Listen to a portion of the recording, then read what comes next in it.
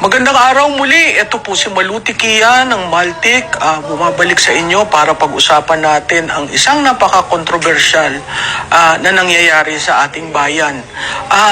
May nilabagbahong batas ang ating Vice Presidente sa nangyaring press conference noong November 23. Yan po yung sinasabing Dawn press conference. Alauna po yan, mga 2:00 ng madaling araw. Establish lang ho natin ang facts. Nagkaroon ng press conference ang Vice Presidente. Ang tinawagan niya ay ang members ng press corps ng Office of the Vice President.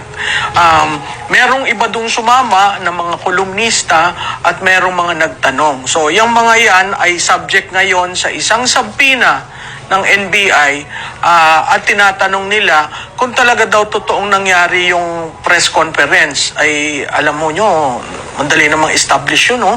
Kasi nagkaroon ng recording at ang bawat media organization. Magandang araw muli. Ito po si Maluti Kia ng Maltik. Bumabalik sa inyo para pag-usapan natin ang isang napaka-kontrobersyal na nangyayari sa ating bayan. May nilabagbahong batas ang ating Vice Presidente sa nangyaring press conference noong November 23. Yan po yung sinasabing Dawn press conference. Alauna po yan, mga 2:00 ng madaling araw. Establish lang ho natin ang facts. Nagkaroon ng press conference ang Vice Presidente. Ang tinawagan niya ay ang members ng press corps ng Office of the Vice President.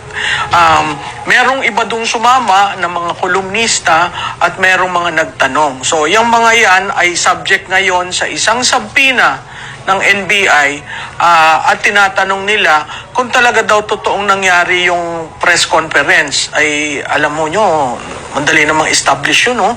Kasi nagkaroon ng recording at ang bawat media organization